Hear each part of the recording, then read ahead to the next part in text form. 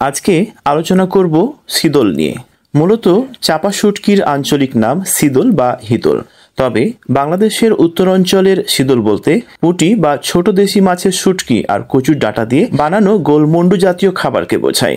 বাংলাদেশের উত্তরাঞ্চলের গাইবান্ধা, রংপুর, কুড়িগ্রাম, লালমনিরহাট, নীলফামারী, দিনাজপুর, ঠাকুরগাঁও, পঞ্চগড় জেলার জনপ্রিয় মুখরোচক খাবার শীদল ভর্তা।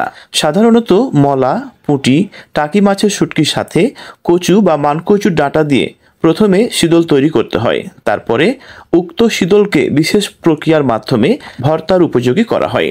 বছরের যে কোনো সময় শীদল তৈরি করা যায়, তবে ফেব্রুয়ারি ও মার্চ মাসে আর্দ্রতা কম থাকায় শীদল তৈরির জন্য খুব ভালো। এখন জানিয়ে দিব কিভাবে শীদল তৈরি করবেন তার উপকরণসমূহ। মলা, পুঁটি, টাকি মাছের শুটকি, মানকচুর ডাঁটা, হলুদ গুঁড়া, মরিচ, পেঁয়াজ, রসুন, আদা, সরিষার তেল, লবণ এবং খাওয়ার সোডা। এখন জানিয়ে দিব শীদল তৈরির পদ্ধতি।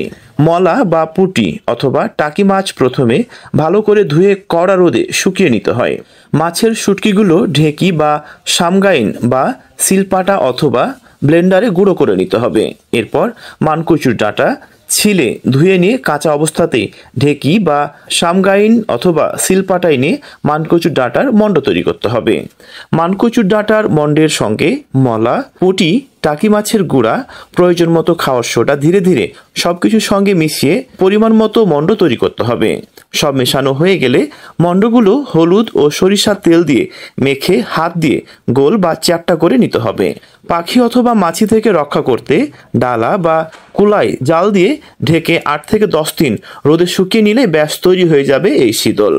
শীদল রোদ থেকে এনে ঠান্ডা করে প্লাস্টিক অথবা টিন কিংবা কাচের মুখবন্ধ পাত্রে অথবা পলিথিন ব্যাগে মুড়িয়ে ফ্রিজেও সংরক্ষণ করা যায়। কিছুদিন পর পর রোদে শুকিয়ে নিলে শীদল 1.5 বছর পর্যন্ত ভালো থাকে। শীদল ভর্তার পদ্ধতি। শীদল পুড়িয়ে অথবা ঝরঝর করে তাওয়ায় ভেজে নিতে হবে। এর সঙ্গে মরিচ, পেঁয়াজ, রসুন, আদা, লবণ, সরিষার তেল দিয়ে ভালো করে হাত দিয়ে বা শিলপাটায় অথবা ব্লেন্ডারে পিষে ভর্তা তৈরি করতে হবে। এরপরে গরম ভাতের সঙ্গে শীদল ভর্তা পরিবেশন করতে পারেন।